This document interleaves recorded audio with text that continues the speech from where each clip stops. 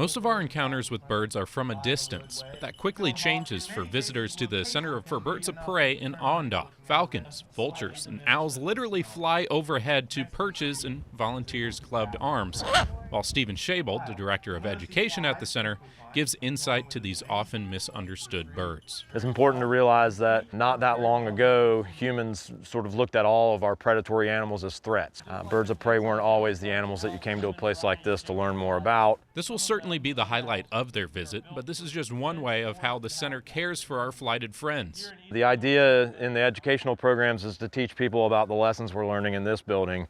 This is a building where we provide care for about 1,000 birds every year. People still hold on to these ideas that it's best to shoot all the hawks or shoot all the owls.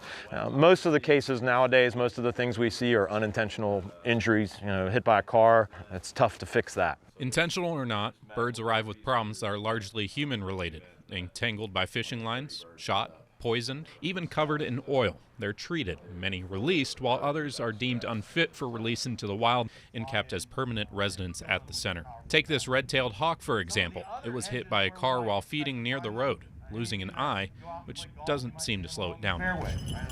Countless red-tailed hawks, barred owls, turkey vultures, and other birds that call the Lowcountry skies home have been helped since the center's opening in 1991. They, in turn, have helped researchers understand how the natural environment is faring here in the Lowcountry. The proverbial canary in a coal mine is actually a bird in this case, illustrating how our actions have consequences. Take vultures, for example. Vultures and other incredibly important apex avian species are unwillingly and indirectly poisoned after ingesting their prey, most often rats killed by pesticides to clear them from our homes. We're pretty certain that nothing we do is going to come without some cost.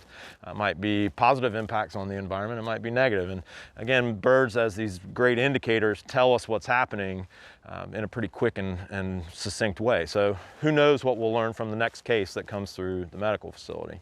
To better understand what birds can tell us about the world we share and how our actions impact them, be sure to visit for yourself. They've reopened their gates to limited tours and flight demonstrations Thursday and Saturday mornings.